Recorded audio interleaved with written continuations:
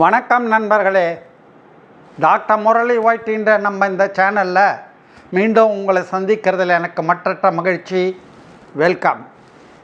நாம் எல்லாருமே இந்த காலத்தில் சாப்பிட்ற பொருட்களை ஹோட்டலில் ரெஸ்டாரண்ட்டில் பார்சல் கட்டி வாங்கிட்டு வந்து பிறகு வீட்டில் அமர உட்காந்து சாப்பிட்றத பழக்கமாக வச்சுருக்கோம். சாம்பார், ரசம், மோர், சப்பாத்தி, குருமா, எல்லா டிஃபன் ஐட்டங்கள், கிரில்டு சிக்கன் கூட எதை ஒன்றா ஹோட்டலில் இருந்து பிளாஸ்டிக் கவர்கள், பிளாஸ்டிக் பேக்கெட்டில், பிளாஸ்டிக் கண்டெய்னரில் அடைச்சி வாங்கிட்டு வந்து பார்சலாக சாப்பிட்றோம். இது எந்த அளவு மறைமுக ஆபத்துக்கள், கெடுதிகளை நமக்கு உண்டாக்குறது என்பது உங்களுக்கு தெரியுமா? இந்த பிளாஸ்டிக் பேக்கேஜ் ஃபுட் பார்சல் பற்றி தாங்க இந்த வாரம் பார்க்க போகிறோம். அதில் உள்ள நச்சுத்தன்மை கொண்ட டாக்ஸிக் கெமிக்கல்ஸ், ரசாயன பொருட்கள், மைக்ரோ பிளாஸ்டிக்குகள் நம்மை பாதிக்கும் விவரங்களை பார்த்தா இனிமேல் பார்சலே வாங்க மாட்டீங்க. வாங்க வீடியோக்குள்ளே போகலாம்.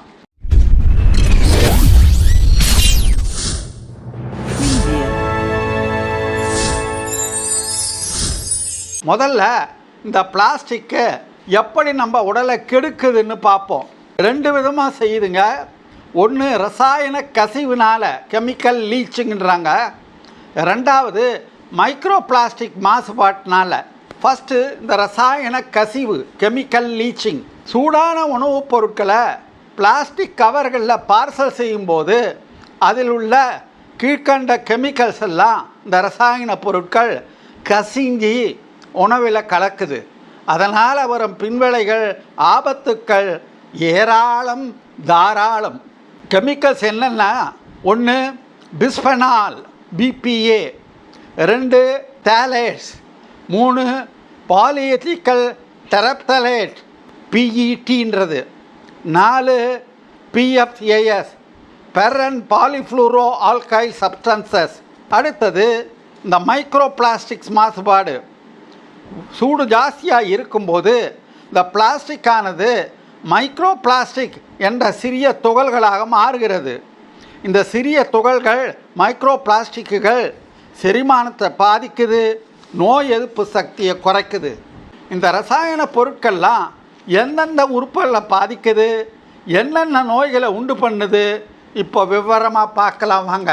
ஒன்று, ஹார்மோன்கள் சீர்குலைவு, ஹார்மோன்ஸ் டிஸ்ரப்ஷன். இந்த கெமிக்கல்ஸ் எல்லாம் ஈஸ்ட்ரஜன் லெவலை பாதித்து கரு உருவாகுதல் பிரச்சனைகள், கரு வளர்ச்சி பிரச்சனைகள், இனப்பெருக்கத்தில் சிக்கல்கள், ஹார்மோன் சம்பந்தமான புற்றுநோய்கள் கூட உண்டாக்குறதுக்கு வழிவகுக்கின்றன.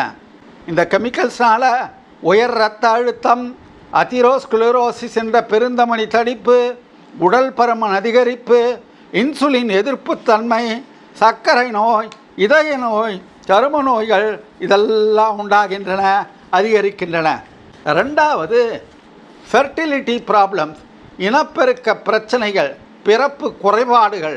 கர்ப்பிணி பெண்களுக்கு குறைந்த எடை குழந்தைகள், பிறவி குறைபாடுகள், குழந்தையின் வளர்ச்சி தாமதமாகுதல் போன்ற சிக்கல்களுக்கு இது வழிவகுக்குது.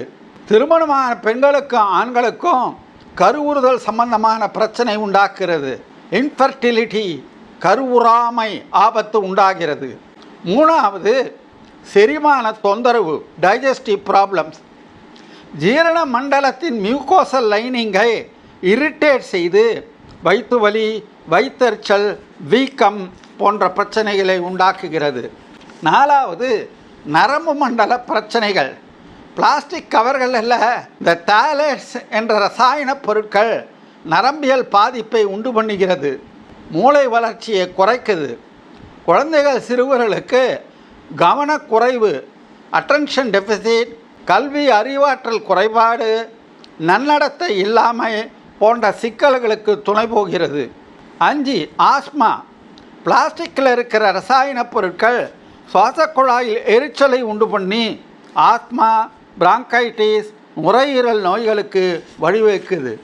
6வது தொற்று நோய்கள் அதிகமாகிறது, நோய் எதிர்ப்பு சத்து குறையுது, இம்யூனிட்டி. அதனால் அடிக்கடி நோய் தொற்று, இன்ஃபெக்ஷன் உண்டாகுது, அலர்ஜி வருது, ஆட்டோ இம்யூன் டிசீஸ் கூட வரலான்றாங்க. 7வது கல்லீரல், சிறுநீரக பாதிப்பு ஏற்பட்டு நச்சுத்தன்மை டாக்ஸிசிட்டி உருவாகுது, உடம்புல உறுப்புக்கள் செயல்பாடு குறைகிறது. 8வது உணவுத்தரன் குறைகிறது. உணவில் இருக்க ஊட்டச்சத்துக்கள் முக்கியமாக வைட்டமின் சிதைகின்றன. உணவின் தரம் குறைகிறது, சீக்கிரமே உணவு கெட்டு போகிறது. அப்போ இதுக்கெல்லாம் மாற்று வழிகள் தான் என்ன? எப்போவுமே வாங்க முடியாதா ஹோட்டலில் பார்சல்? பேப்பரில் சுற்றலாம், வாழை இலையில் கட்டலாம், அலுமினியம் ஃபாயில் கூடாது, பயோடிகிரேடபிள் கண்டெய்னர்ஸ் மக்குத்தன்மை கொண்ட கண்டெய்னர்ஸ் வந்திருக்கு இப்போல்லாம், அதுங்களை பயன்படுத்தலாம். ஸ்டெயின்லெஸ் ஸ்டீல் பாக்ஸில் வாங்கிட்டு வரலாம். இதை எப்படி தான் தடுக்கிறது? அரசாங்கம் கடுமையான சட்ட திட்டங்களை கொண்டு வர வேண்டும், அவற்றை அமலாக்க வேண்டும். இப்போது இருக்கிற நெறிமுறைகள்லாம் போதலை. மக்களிடையே ஒரு விழிப்புணர்வு உண்டாக்க வேண்டும். இதுவரை என்னென்ன பார்த்தோம் என்பதை பற்றி குயிக் ரீகேப்.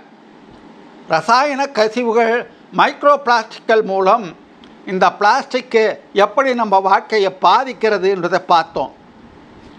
அடுத்தது அதனால் வர ஹார்மோன்கள் பாதிப்பு, பிறப்பு பிரச்சனைகள், செரிமான தொந்தரவு, நரம்பு மண்டல கோளாறுகள், ஆஸ்மா, தொற்று நோய்கள் அதிகரிக்கிறது, கல்லீரல் சிறுநீரக பாதிப்பு, உணவுத்தர குறைவு, இதெல்லாம் பார்த்தோம்.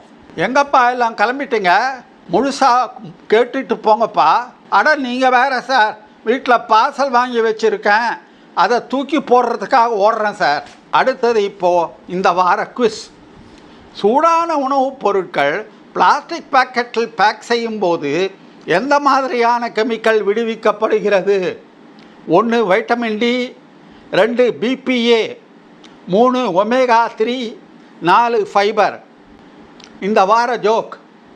ஏன்பா அந்த பிளாஸ்டிக் கவர் பைத்தியம் முடிச்சு வைத்தியத்துக்கு போகுது, அதனால் சூடு தாங்க முடியலையாம்ப்பா, உருகிடுச்சான். அதான் இந்த காரணங்களால் வீட்டிலேருந்து சுத்தமான பாத்திரத்தை எடுத்து போய் அவசரத்துக்கு எப்போவாது பார்சல் வாங்கி வந்து சாப்பிட்டா தப்பு இல்லை.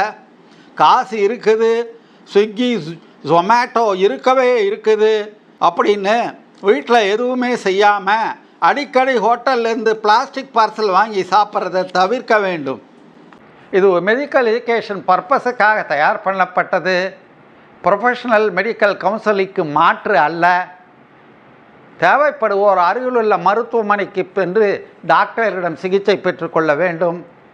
உங்களுடைய கமெண்ட்ஸை, டவுட்ஸை, சஜஷன்ஸை கமெண்ட் பாக்ஸில் ட்ராப் பண்ணுங்கள்.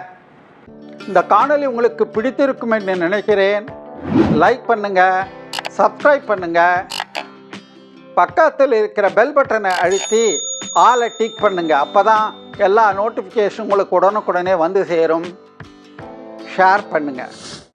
மற்றும் ஒரு இன்ட்ரெஸ்டிங் டாப்பிக்கோட அடுத்த வாரம் உங்களை சந்திக்கிறேன். பாய்.